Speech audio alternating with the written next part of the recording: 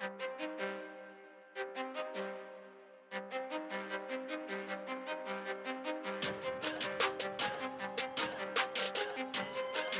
into the A-List Podcast. I'm Kwani Lunis, joined by A-Shaw Blakey and Gary Washburn. This is the A-List Podcast. How are you two doing today? Wonderful. Great. How you doing, Kwani? You got a little cold or something? No, just, it was social, so it may have a little raspy voice, but it's okay. At least I still have a voice. I wasn't yelling too much. But let's talk about the Celtics. They're now 6-3 overall. They're still really figuring out their rhythm, but they just came off of 2 back-to-back wins, which shows that the momentum hopefully is building. What have you two gathered from their last few games? They're figuring out how to win games. I mean, I don't think the games are all that aesthetically pleasing right now, these last couple of games, but they're finding a way to just stack them wins. And at this point in the season, and you're kind of going through this self-discovery phase, which clearly, as you pointed out, Kwani, they're kind of still in that phase. You just got to find ways to win games, no matter how you do it. They're finding ways to give our good friend Al Horford a little bit of load management along the way. They're finding ways to add some faces that we don't really talk a whole lot about into the mix. Guys like Sam Hauser, who's coming up doing some nice things for them. And then you got your established, go-to guys, Jaylen Brown and Tatum, who are, again, showcasing why they're one of, if not the best 1-2 punch in the NBA. So a lot of positives that there can certainly build on, but there's some clear problems with this roster still. And we'll talk a bit more about that later. But so far, they're doing all right. They're doing all right. Yeah, I mean, 6-3 with 2 overtime losses to the Cavaliers. Nothing to, be ashamed of, because the Cavaliers are off to a really hot start. I think they're 7-1. Both of those games they could have won. So they really were legitimately whipped once. That Chicago game, I just think the defense has to get better.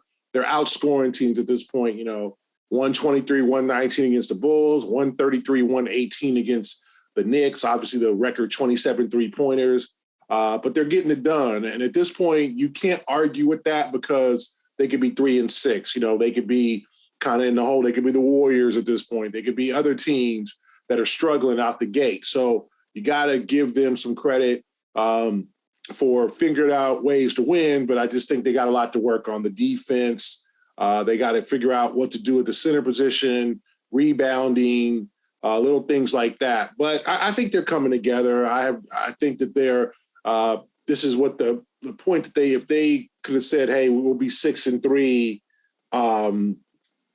that, will be good. I think they would take that, right? They would take that after 9 games. Obviously, they would want to be 9-0 or whatever, but I just think 2 overtime losses, they went through the gauntlet. They went through a back-to-back. I thought that New York game was going to be really tricky, because the Knicks are not slouches anymore. Obviously, Randall, Jalen Brunson, RJ Barrett, they had some guys. And they won the night before Philadelphia, but they came back and kind of pulled away in the fourth quarter. And that's also a thing I'm encouraged about. Fourth quarter execution. They could have, maybe last year they would have lost that New York game. I think it was down to 89-88. And the Celtics pulled away in the fourth quarter. They made the plays, they hit the shots, they did what they're supposed to do. And then against Chicago too, when the Bulls came down within 2 and they got hot. So I think it's encouraging that they're learning how to pull out games in the fourth quarter. And Sherrod, you mentioned Jayson Tatum, and right now he's one of the few players in the league that are averaging over 30 points per game. What have you two seen from his game, not only for the last 2 games, but just over this season? How has he been building upon that growth? You got it, Gary. What, Jalen and Jayson? No, Tatum specifically. Oh, just Tatum. Averaging 30 points per game on average. Got you. Over 30, yeah. I think what he's doing is he is being more assertive in other areas besides scoring. The shot's not always going to go down.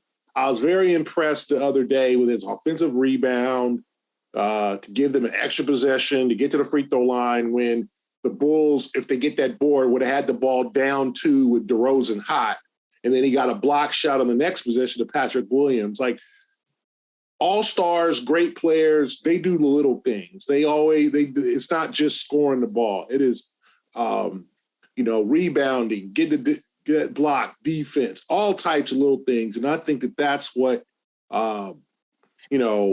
Jayson is doing at this point. He's learning that. He's learning, take my game to another level. Okay. Yeah, it's great. I'm averaging 30 points a game, but how many boards? 12 boards the other night. Like, I just think Jayson is really turning himself into a complete player.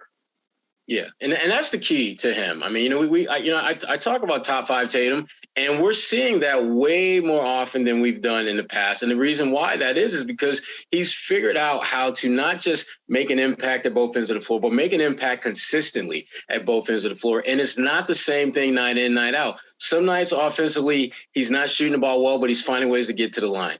Other nights defensively, if his guy might have it going a little bit, Jayson is doing his part as a rebounder, as a guy that deflects passes, a guy that is finding a way to put his imprint at both ends of the floor. And that's what the top players at his position, and frankly, the top players in general, are capable of doing. If you want to be taken seriously in the whole MVP conversation, which is something Tatum, he absolutely wants that to be the case. This is how you do it. You become someone who can dominate games at both ends of the floor so that no matter how the game is going on that particular night for you, you still have the ability to put a significant imprint on its outcome with your play. And with that being said, along the lines of his growth, he's right now shooting 50% overall, 90.4% from the free throw line and 38% from three. So again, still early on in the season, but do you guys think that he is on track and can be a 50, 40, 90 player? No. I don't think so. I think his shooting from the field is going to drop a little bit just because he takes such a high volume amount of shots. But shooting better than 40% from 3-point land and shooting better than 90 from the free throw line, I absolutely think that's within his skill set. But I don't think that he's going to be able to shoot as well from the field going forward for the season, simply just because he takes too many damn shots. And that's not a knock on him. That's just the reality. You look at the guys who typically are in that 50, 40, 90 category. They're not high volume shooters. They're guys that take a decent amount of shots, but they're not taking 20, 23, 24 shots a game, which Jayson is going to consistently do this season over the course of the season. So, yeah, it's great to talk about it. And it's great that he's going to, I think, at least make some run towards that. I think at the end of the day, he's going to be a guy that's going to shoot high 40s from the field and from 3-point land, and also shoot around 90% from the line. Yeah, I think it's something he can shoot for. I'll be, obviously the 50% from I think 47, 48 is a good number for him to shoot for because of that 3-point shot. If he was shooting a lot, mid-range and things like that, like a DeMar DeRozan who doesn't shoot a lot of threes, I think would have a better chance at that. And also Jayson needs to improve his free throw shooting. He's a good free throw shooter. He's not a great free throw shooter. You want him for as many times he's going to get to the line to be in that 90% tile. There's times he just doesn't, it's obvious, it doesn't seem like he concentrates. That first free throw, he'll miss it, or whatever. And then he'll come back, hit the second one. So he tightened up the free throw shooting. I think he can be a 40% three-point shooter, but I think if he'll take 37, 38. But if there was a, like 48, 38, 88, I think he'd have a shot. But look at you lowering standards. No. 50, 40, 90. I think I said, like you said, Sherrod, he'd have to have definitely a more of a mark from the mid-range and from, in the paint as opposed to the 3 points. Sometimes he falls in love with the 3-point shot. So the team overall, right now, they're leading the league with obviously 9 games played. They're at 118.8 points per game. What does this say about the team? We've talked about how the depth has been an issue over the last year. Do you think that this is a sign of an improvement overall for the Celtics? Yeah, I think the offense is never going to be an issue. It's that defense. But I think Jayson is at a nice high. He is better than he was last year at this early point. And then Jalen has really stepped his game up. And then I think they've finally surrounded those guys with some shooters. Sam Hauser can shoot. Malcolm Brogdon can shoot. They have guys, Horford on occasion, but Horford can score at the rim. Marcus Smart, obviously, he's always going to be the streaky guy. I don't think he's ever going to be, he's off to a slow start, but he can hit an occasional shot. But I think the addition of Hauser and Brogdon has really opened up the floor and helped their shooting because of both of those guys' three-point threats. They finally, and I said, it could have been maybe Peyton Pritchard, and maybe if Peyton is getting those minutes, he might be that guy. And then Derek White stepped up too. I don't want to forget about him, but I think they have gotten improved shooting around Jayson and Jaylen, what makes their offense even more dangerous. And just wait till Robert Williams comes back and they're able to get a lot of easy buckets from alley-oops and dives at the rim. So I think the sky's the limit for the offense. The issue I have, or I think they should have, is the defense. Shutting guys down, not letting guys go for too much. Last night against the Knicks, 3 20-plus point scores.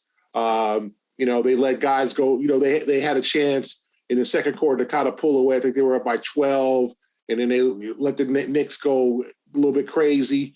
And then it becomes a tussle until midway through the fourth quarter. So things are tuned up on the defense. But I think the offense is fine because they got shooters. Yeah, and to your point, I mean, that's how you realize that what their struggles with defensively aren't just one or two guys. It's a team-wide epidemic. When you look at last night, 3 guys go over 20. You go back to that Cleveland game, that the first one where they had not one but 2 guys that dropped 41 on them, which should never, ever happen against an elite team defensively like they've been for so many years. And that's why, I'm concerned about how quickly that's going to come together. And I know not having Rob is a big part of that.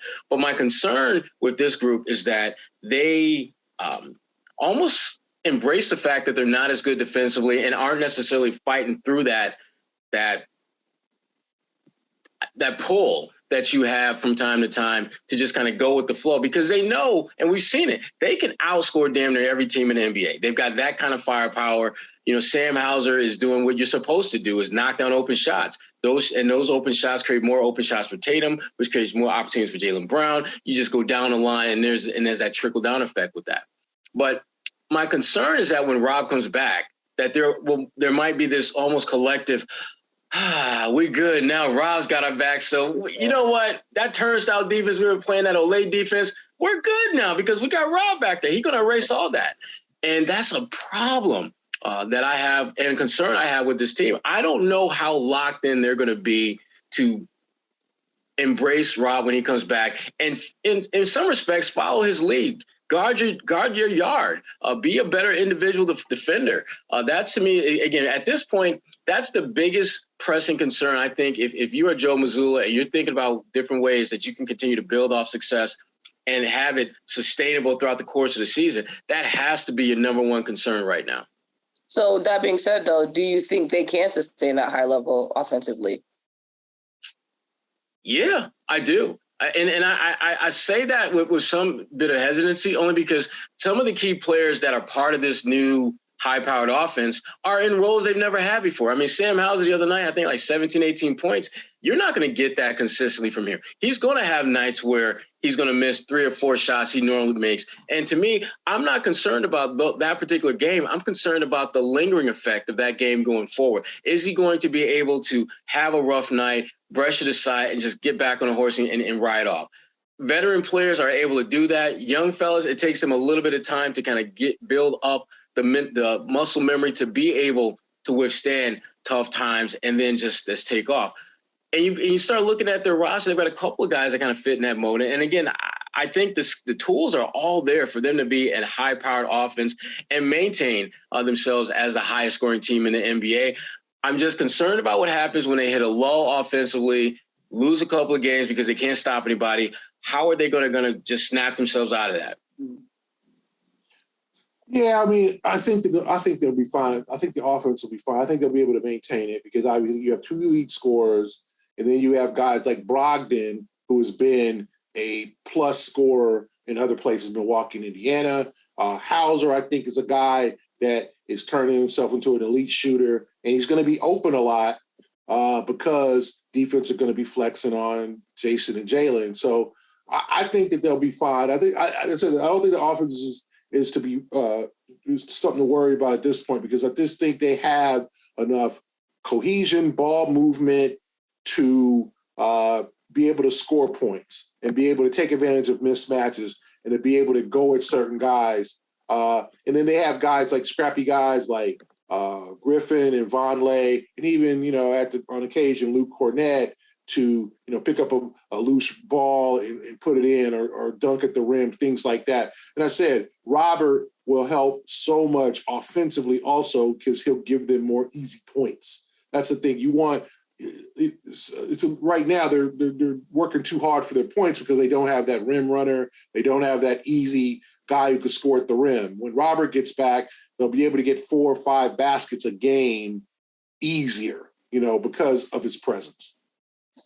And then with that being said, do you think that'll be enough to sustain them in the East? And obviously we're going to get into the defensive struggles a little bit more, but offensively, is that enough for this conference? I think right now, I think they're okay. Milwaukee's off to a 9-0 start.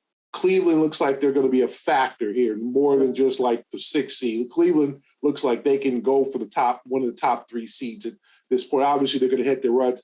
And, the East is going to be treacherous. I mean, Miami's going to get it together. Brooklyn seems to be playing better now, all their issues. The Knicks, who knows? Toronto, Chicago. The Celtics have seen them twice already. Chicago is a tough club. And, if they ever get Lonzo Ball back, and they get everything straight, I think they can be a factor. So the East is a minefield. There's no, you can look at Orlando and they'll start slipping, and Charlotte looks like, but Indiana beat Miami the other night. Indiana is not to be, Detroit. Sherrod's buddies up there in Detroit. They can, the Celtics have them twice in the next 3 or 4 days.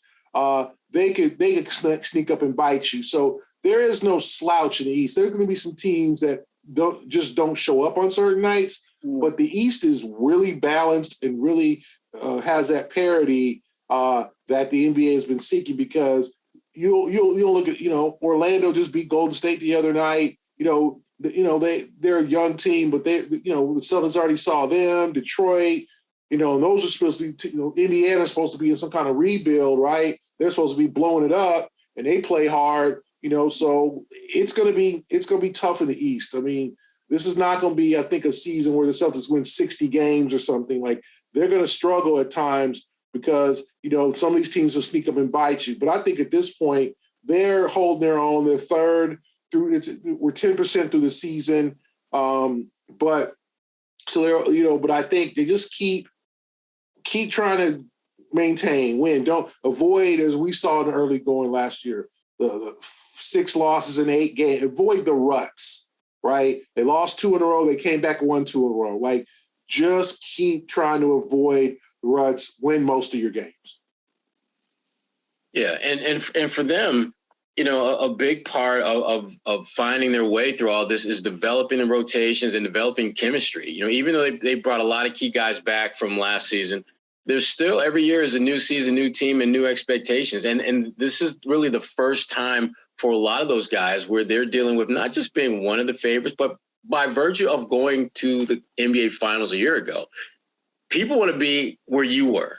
People see you as almost like the gold standard, if you will, in the East. Now, obviously, Milwaukee will have a lot to say with that. 1, because of their 9-0 start this year, and 2, because they did not have Chris Middleton in the postseason last year, which obviously was detrimental to their chances of going far. But the Celtics have to really, again, improve in so many different areas. But the biggest area of improvement is just getting to know one another, playing with a certain balance and chemistry and togetherness that I think they've done a pretty good job of that so far. I love the fact that Malcolm Brogdon has really been kind of the glue guy for that entire team. I think him coming off the bench solidifies that second unit, which is scoring more than they normally do. And I think it gives a certain level of comfort to the starters, because now, if you don't get off to a great start, there's a pretty good chance somebody on that second unit is going to come in and turn things around. Whereas last year, if you struggled early on, you looking over at Ime like, okay, when we get back in the game, you like that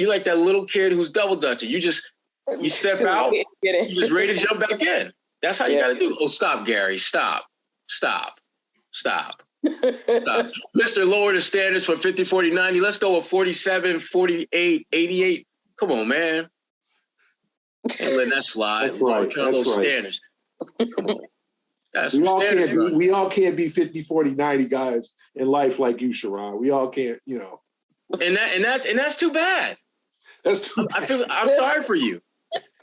You have my sympathy. Oh, God. There's a Hallmark card with your name on it. Go get this dude. Whose man's? Anyway, some bills to pay soon or something. Yeah, coming soon. But before we pay those bills, pick and roll, a quick little game question for you guys. Which has been a bigger surprise, the Celtics' offensive success or the defensive struggles? Defensive struggles for me. I thought they'd be a little bit better than this. I knew that without Rob, they would take a little bit of a step back, but they look putrid at times. I mean, they've instituted the Ole/easy pass defense damn near every game for way too many stretches that shouldn't happen. They have to get better at that end of the floor. They have to. And obviously Rob will help, but until he returns, they need to be better than what we've seen so far. I think I'm going to take the offense.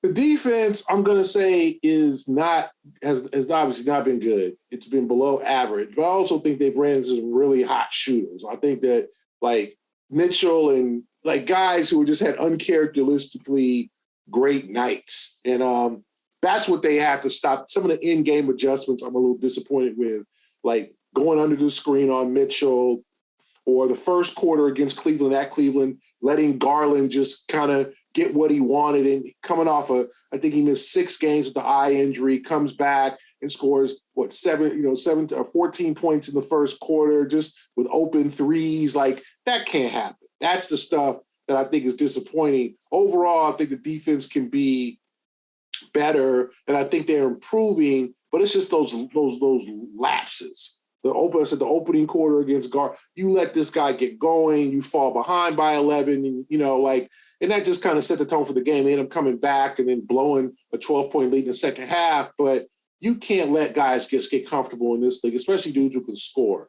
And the Celtics sometimes let, like Sherrod said with the Matador defense, Ole defense, let guys get way too comfortable or stick too much to the scouting report or don't read the scouting report or whatever, and let guys get comfortable. And then, DeRozan 46 the other night. The good thing about that is they shut everybody else down. And I think the way people try to beat the Bulls is because DeRozan's not going to shoot a lot of threes, is let DeRozan go off and try to shut down Levine. And Vucevic got hot in the fourth quarter, but there wasn't a guy who added 35. Like, they were able to get over simply because they just maintained. And, DeRozan made some tough shots. I don't think their defense on him was terrible. I just think the dude's a shot maker, and he's a tough shot maker, and that's what he does for a living. That's why he just got to 20,000 point mark. So I think I'm more surprised with the offense. I just think they've run into some hot shooters, but I also think the lapses is what is I thought is what is wrong, like what they shouldn't be doing. That's the thing that they got to avoid is the major issue. So we did talk about their defensive struggles early on right now, but what do you two think is the best way to start fixing? We talked about this a little bit, but fixing that defensive gap that they have right now, other than Rob Williams, because that's not a fair answer just yet. Yeah. I would say effort. Biggest thing. I don't think they give nearly as much effort and focus at that end of the floor as they do offensively. And that, it's easy to point out and say, well, it starts with Marcus Smart. After all, he's a defensive player of the year. And I would say it probably starts with Jayson Tatum because he's their best player. And if he shows, I think, the ability to do more things at that end of the floor, I think it does have the potential to have a trickle-down effect to the other guys. And I think Tatum is trending in that direction. I thought he made a lot of really good plays in his last game and the game before that at the defensive end of the floor. And they're going to need that. But more importantly, they're going to need others to try to emulate that and bake that into their game when they get out on the floor. Because as Ari pointed out earlier, opponents are getting too many damn wide-open shots. You can't. Guys in this league are just too damn good. Even the mediocre players in the league are still good enough to knock down open shots. And the Celtics, I think, are really bad at giving guys confidence. We Karis LeVert, who dropped 41 on the Celtics, had, I think, 1 point in his next game out. How the hell does that happen? Drop 41 and then drop 1 the next night? Celtics had a lot to do with that with their porous defense, but more importantly, they have this ability to unfortunately let guys get going and let them get confident as the game progresses. And they got to shut the valve off from the jump. And so that's, again, I think there has to be a little bit more attention paid to making sure they're doing those type of things. Yeah, I think that technique, also like Sherrod said, effort, but also just, reading the scouting reports and not letting starting off games with that let's stop them intensity, not letting guys get too comfortable too easy. And sometimes better communication, talking more on defense, not only Grant and Marcus, but other guys stepping up, guys being more engaged defensively. And number one, not letting offense affect defense. A missed shot, a bad call, get back on D, talk to the official when there's a timeout, the next stoppage. Do not talk to him, try to argue the call during when the other team is running a fast break. Don't let missed shots and, oh, man, that was my shot. I should have hit that. But you're a half second slow to get back on defense, and then suddenly your dude's hitting a three. Like, you got to be better than that. They have to be sharper. Like, I think they can be, but the sharpening up those little things, because it's not big thing. I don't think it's like they're Brooklyn where they just don't have the personnel to defend. I think it's a little thing. I said, getting back on D, going over screens and not under screens. And second, getting that defensive rebound, not giving teams extra possessions so they can score, hitting the boards. That's very important. Hustling for those 50-50 balls. All the little things I think need to improve. Gary, Sherrod said that he thought it was Tatum that kind of has to step up when you talk about who takes the lead defensively. Who do you think the Celtics need to take the lead?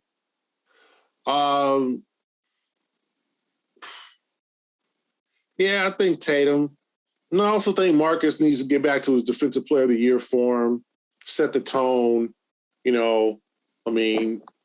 Smart. It's like Tatum wasn't guarding Darius Garland or Donovan Mitchell. You know what I'm saying? Like, Smart needs to step up. And I know his shot isn't falling, so I know that's probably one of the reasons that's kind of got him off a little bit. But he's got to be that Defensive Player of the Year type guy, that agitator, getting steals, diving for balls, making it uncomfortable. You can't let these guys get too comfortable, because the guys who are scoring, are mostly Garland, DeRozan, Mitchell, are mostly guard. Brunson got his, the other night, against the Knicks. So I think Marcus needs to be that central guy. He's the leader of the defense, and he'll tell you that.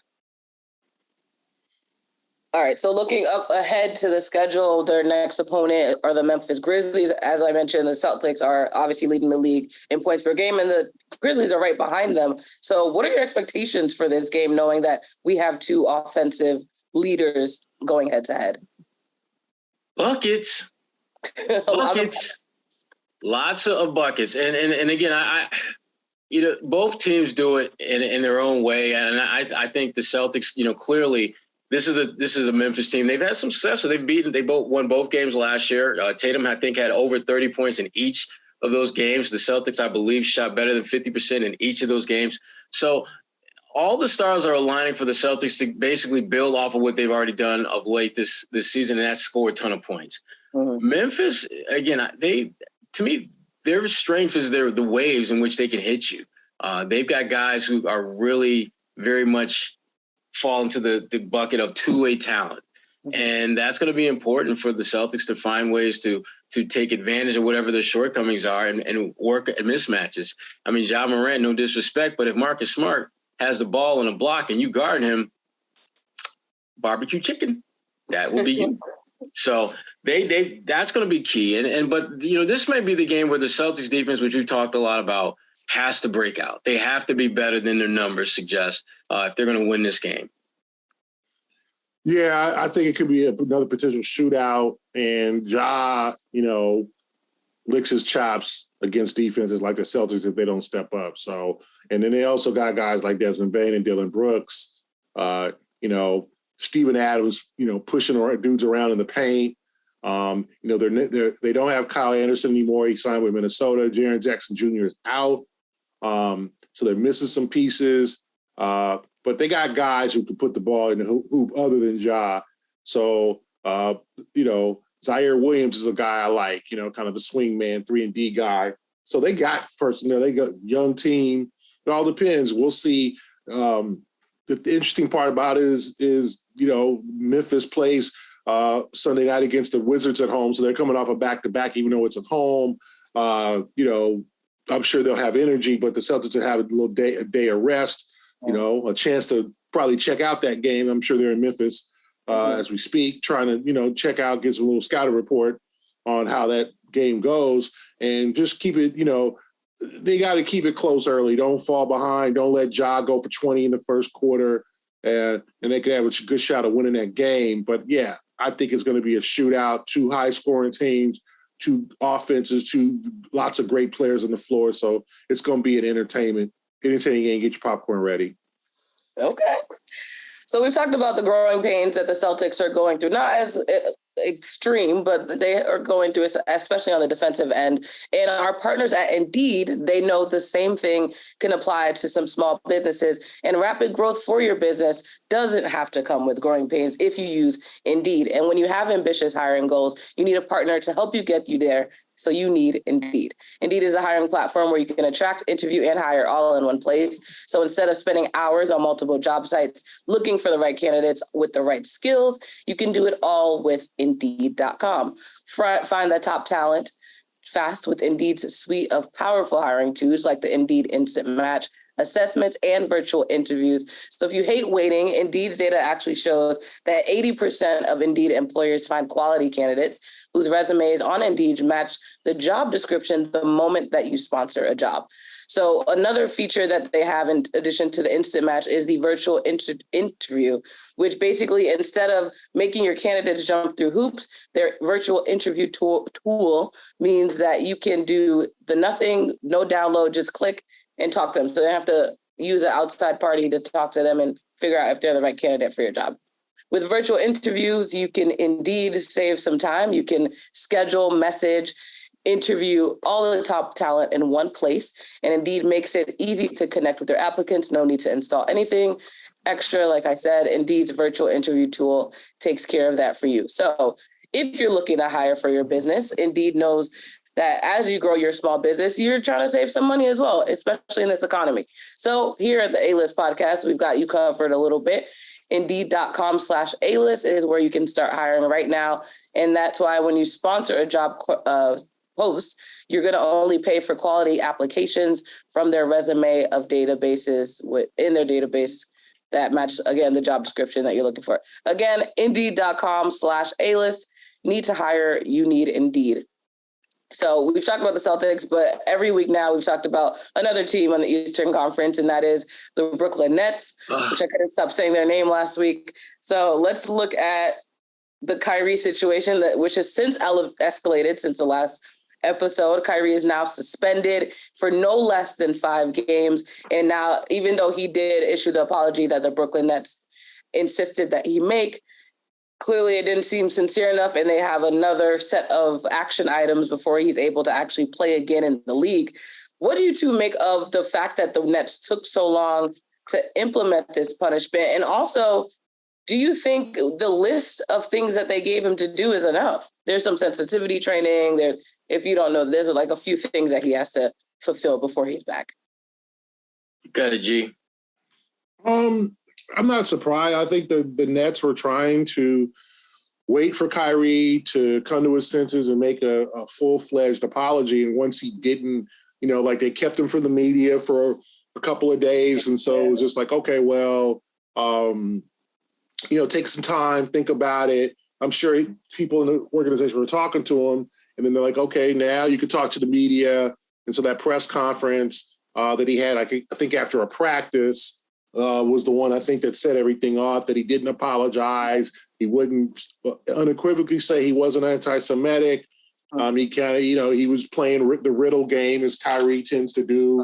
And the guess what I'm really talking about game. I know more than you. And I'm not going to let you know what I'm thinking. So, I mean, I think the Nets are tired of it. The league is getting tired of it. And I think that they, as our friend, our good buddy, Vince Goodwill reported, there's 6 conditions for which he could come back.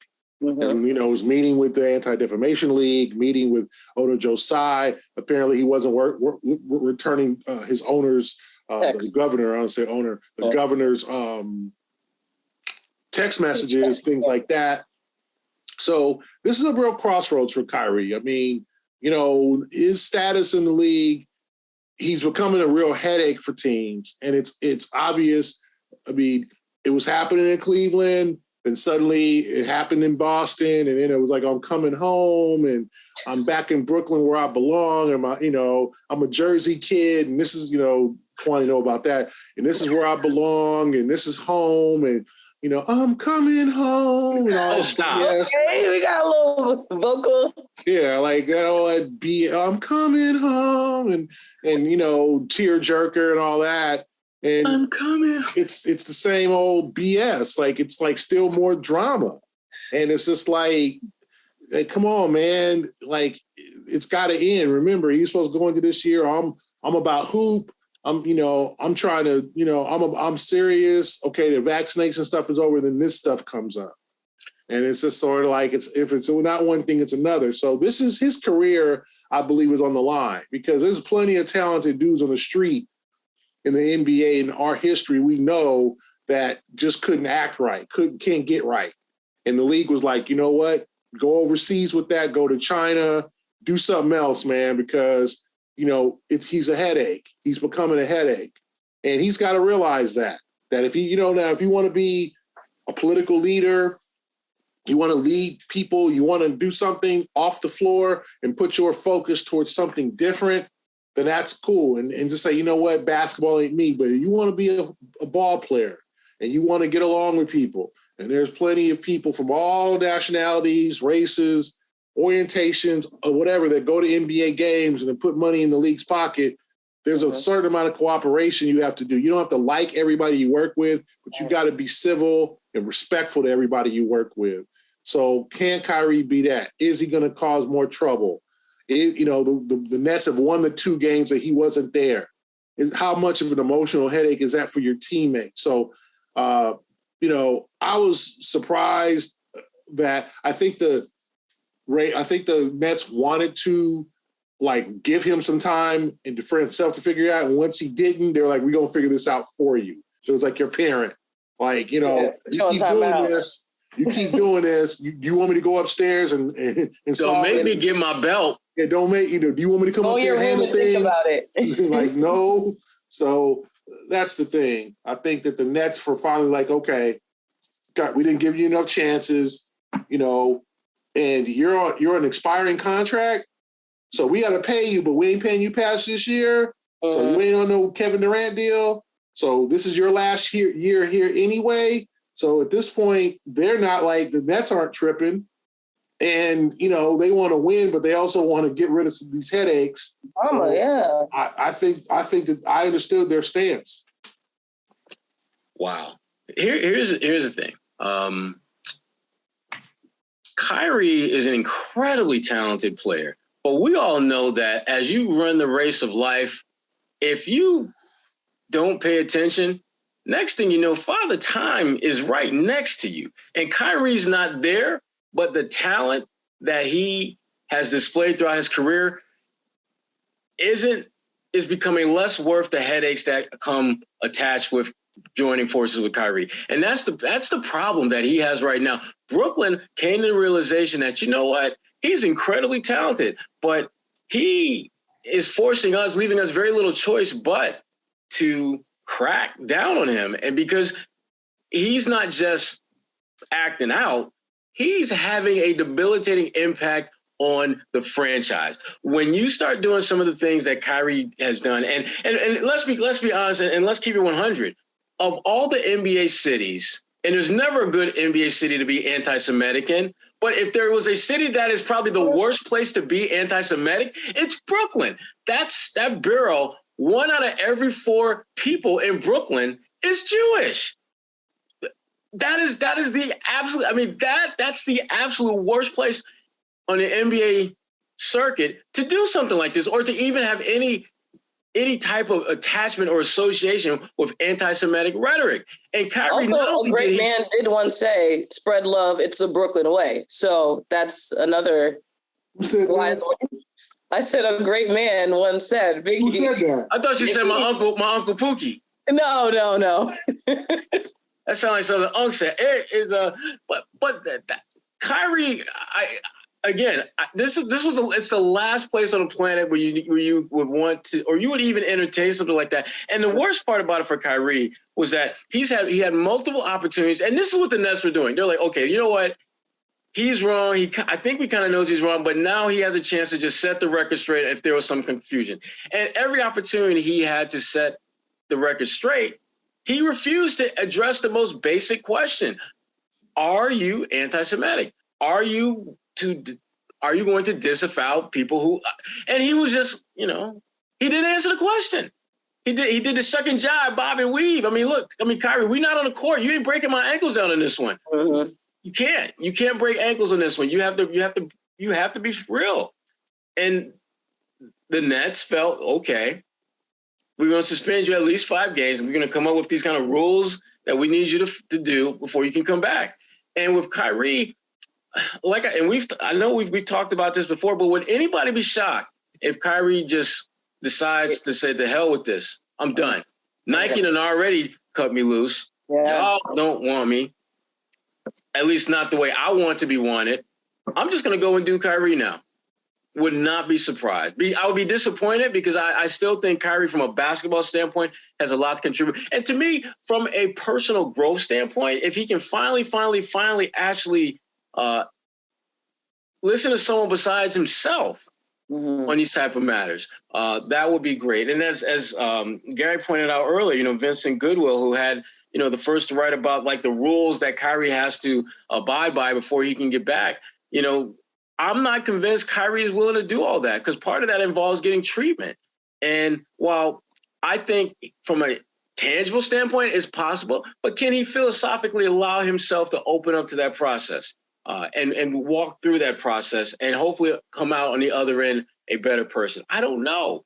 And I base that simply on the track record that everywhere Kyrie has gone, there has been a dumpster fire left behind. Mm-hmm. And if you look at all the common denominators, he's it. Can he change? I don't know. I don't have a feel one way or the other on that.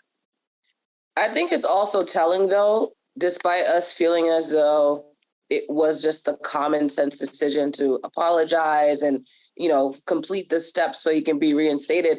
When you look at NBA Twitter, free Kyrie Irving and I stand with Kyrie have been the 2 top trends over the last few days, which, again, I think highlights the fact that there are people that do agree with what he said. And I know that I will say, I think there are definitely some people that just see it from a basketball standpoint and want to see him back on the floor. But looking at the hashtag and reading some of the tweets, there are people that just genuinely agree with the stance that he had and some of the thoughts that he said, which I think just highlights a bigger overall issue of the way rhetoric can just spread, and you can realize that people are actually on board with it, which is honestly a bit scary too. Well, it's a little bit scary, but the issue that I have with Kyrie is that if you listen to everything he says, you will easily be able to pick out bits and pieces that make sense, bits and pieces that have a uplifting, grounded narrative to them. Mm-hmm. But he doesn't allow himself to explain what he stands with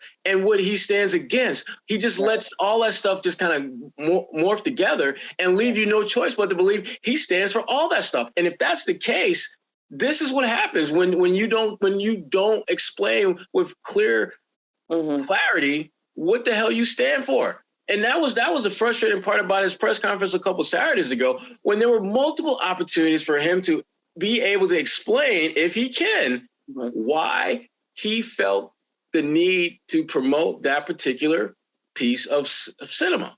He never explained it. And partly, I think, it was because he hadn't seen the movie. Mm-hmm. In part because he knew nothing other than he explained that, I did a search, I put in a word, this came up, and I promoted it. And for someone who wants you to believe he's really smart and intelligent, I think, and I put it this way: there are those who think Kyrie is just full of what, and there's those who think he's the smartest man alive. And I see him as being somewhere in the middle, because I don't think he's nearly as smart as he thinks he is, but he's not nearly as buffoonish as some people want to make him out to be. There is a certain element of intellect to what he does and how he thinks. I just think that he hasn't, but what he doesn't do a good enough job of is explaining his position, and keeping his position clear. I mean, one minute he's saying that, he's got an army of followers, and the next minute he's just like, I'm only one person. I can't control what others do. And it's like, how can you be an influencer and yet not have influence? I mean, I don't see how that works. And unfortunately, we find that is a common thread with Kyrie, that dynamic of confusion in what he says, because literally he will be saying the two opposite things about himself, and you're left to decide, wait, what the hell is going on here? So anyway. And another thing to note is when he talked about, again, and we said this last week, not promoting the film, it turns out that specific documentary just jumped in the charts, whether it's on Barnes & Noble, where it ended up 69 on one of the best-selling book lists, and then on Apple Books, it's now number 9 in the top audiobook. So again, whether he decided to or not, he was promoting this film. But another thing, Gary, that you mentioned is the fact that the Nets are now 2-0 with him, and they're on the road at that, with the 2 games that they've played since he's been suspended. Do you think the Nets are better off without Kyrie on the roster? I think they're a more harmonious team with him on the roster. He's a super talent. You can't say on the Kumbaya, my team. Kumbaya. Yeah, a lot of singing today. Yeah, the Mutu. So I think that they're more harmonious. I think Kevin Durant is like, see y'all now y'all see why I wanted to get traded. Like, I was a bad guy in the summer. Now you see what's going on. Would you see what was happening? And I tried to tell y'all. He tried to tell us. The man was crying for help and no one listened. Definitely, I think that no, they're not a better team on the floor, but I just think having that not to deal with and that stench over them, they probably playing more free and just happier. And they got a lot of young guys, Cam Thomas and Kessler Edwards, and they got guys who like to play just like the hoop. Like, they're not all into all this. They're not trying to be Malcolm X or Minister Farrakhan. They're not doing, like, they just want to play ball. And I think if Kyrie wants to focus on political or social issues, he can freely do that. I just think he needs to make his message, like Sherrod said, more clear. Are you a black? There's been plenty of players. I mean, when we grew up in the 70s, there were plenty of players who adopted Islam, as their faith. Kareem Abdul-Jabbar was formerly Lou Alcindor is one of the more famous. There's plenty. Jamal Wilkes was Keith Wilkes. Like, there was plenty of Ahmad Rashad was Bobby Green. Chris Jackson. Yes. Mahu Abdul Rauf. Like, there are plenty of athletes who have taken on the Muslim faith, who have taken on a different religion. Amari Stoudemire started studying this. It's okay. Yeah. There's nobody saying we can't, Kyrie, you can't be anything other than stereotypically or a conventional black man. You can do what you want. But there's a lot of confusion of like, well, what's your message, brother? Like, what are you trying to say? Because the thing I found interesting at the press conference, the one that basically got him suspended, the 300 million ancestors line, is something that a lot of people can literally relate to and be like, wow. And I think that's what kind of galvanized him with some people, like, damn, Kyrie, you're right. Our people have suffered. He's right. That has nothing to do with being anti-Semitic, though. They're separate, right? So you can fight your cause. You want to free people. You want to have a situation where you're working for the voice of the voiceless. You want to help the disadvantaged. You want to help people who he felt disrespected, understandably, by this country, without question. That doesn't have anything to do with anti-Semitism. You can do that. You can be a leader for your people. If that's what you want to do, Kyrie, be a damn leader. Quit being this vaguely, generally message guy that people don't know. 1 minute he's doing the Native American thing, which is understandable. He's finding his heritage. Now he's more of a black nationalist. That's fine, but that don't mean you can still love everyone. Anti-Semitism is a sickness. It's wrong. And for me, to me, that's the problem. Like, what is your message, brother? And find a forum to relay that message. Quit thinking I'm so much deeper than everybody. I'm just so deep. I mean, I'm deeper than you. You just don't get it. Like, that's what he's talking about. Yeah. But I also think that, as we've known to cover Kyrie, if you demand something from him, like an apology, he's going to be like, no. Opposite, yeah. Hell no. Even though it might be the right thing to do. Mm-hmm. Don't you want to just say you're sorry? Nope. No. F you. Like, that's what he's telling those reporters. Yeah. Because, be honest, he doesn't look at that scroll of reporters and see anybody who looks like us. Very few, a couple of people, Christian Wingfield, Brian Lewis, but he sees a bunch of people that he feels like he's already called the media peons. Mm-hmm. That he doesn't like, he doesn't have a whole lot of respect for, demanding that he apologize. So that's the wrong forum anyway for him. Instagram, okay, that was fine. Let's see what happens when he does interviews, or he just says, listen, I don't want to talk about this anymore. I apologize. We're only talking basketball. The smartest thing for him to do is probably go, yep, I'm only going to speak on ball. Well, yeah. Do not ask me about anything off the floor. Mm-hmm. And that's fine. But he has to come to a realization of, you want to be a leader, be a damn leader. Have a clear message, talk to young people, reach out, help the community. He's helped causes. He's done stuff off the floor. Sure. That's fine. That's a good thing, that people don't talk about because of this stuff. If so he's got to figure out what I want to do. What is my message? What am I trying to convey here? What is the point? Because you're not helping yourself. Like, he's hurting himself. He's hurting his career. He's hurting his team. Nobody besides the dude who wrote that book and made that documentary is benefiting off this. I'm sure that dude is like... He is living the best life. That dude's collecting checks at this point. Look, you never know when your moment will come. Exactly. So that's the only guy who's benefited off this. Everybody else is lost, including Kyrie. Mm-hmm. Yeah. When we talk about the dumpster fire that is the Brooklyn Nets, reports were a few days ago that they would eventually be considering hiring Ime Udoka. So now that we've seen the chaos that's gone down in Brooklyn, do you two think that hire is still on the docket? Yep. Really? Yep. Their PR team can't get a break. No, they can't, and a lot of it is their own doing. They could have easily rolled this season out, with Jacques Vaughn, or brought in somebody like Quinn Snyder, but they went for Ime, and on paper it makes a lot of sense. He's familiar with your organization. He's familiar with your core group. I mean, other than Kyrie, that's the one kind of wild card. So, but no, he's familiar with Kyrie, because Kyrie was there when he was an assistant there too. So he's worked with all your guys. Ben Simmons in Philly. So it makes a lot of sense if it was all about basketball. But that's not what this is all about. The fact that Ime's available was because of something he did that had nothing to do with bouncing a basketball. The fact that Kyrie suspended for 5 games has nothing to do with something he did on the basketball court.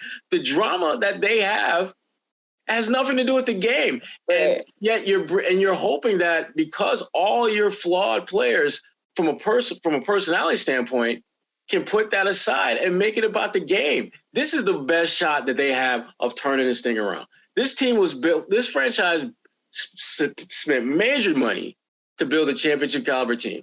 and they haven't gotten past the second round of damn playoffs.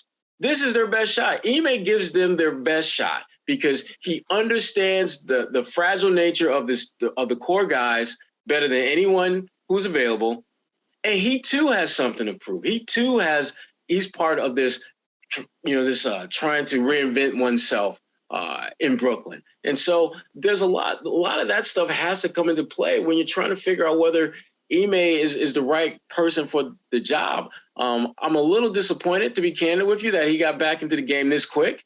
As we talked about last week, and Gary made great points about how, it's hard to imagine that he's had this tremendous amount of personal growth in 5 weeks.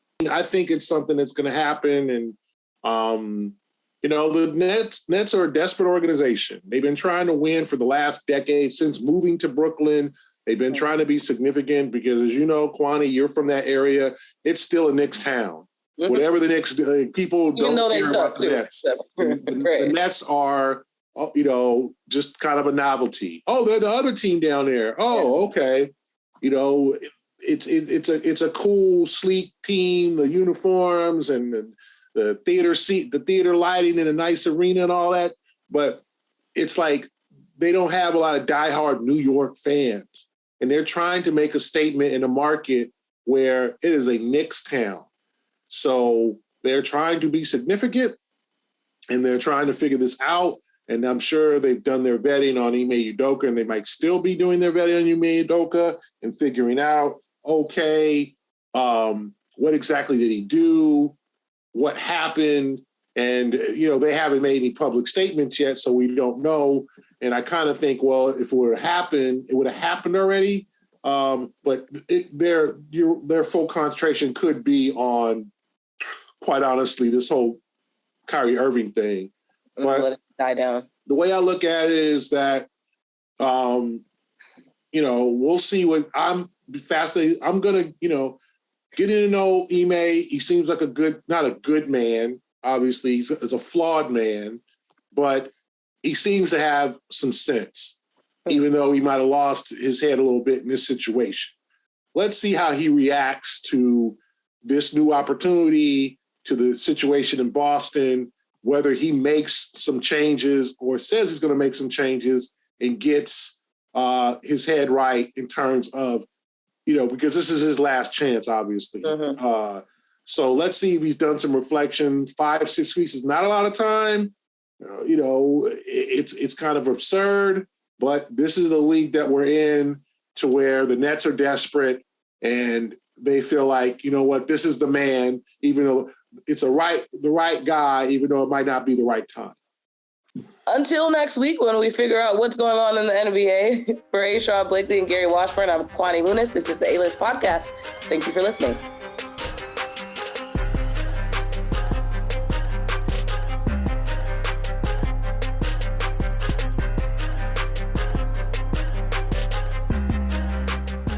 The A-List Podcast is powered by Indeed. Start hiring right now with a $75 sponsored job credit to upgrade your job post at Indeed.com/A-List.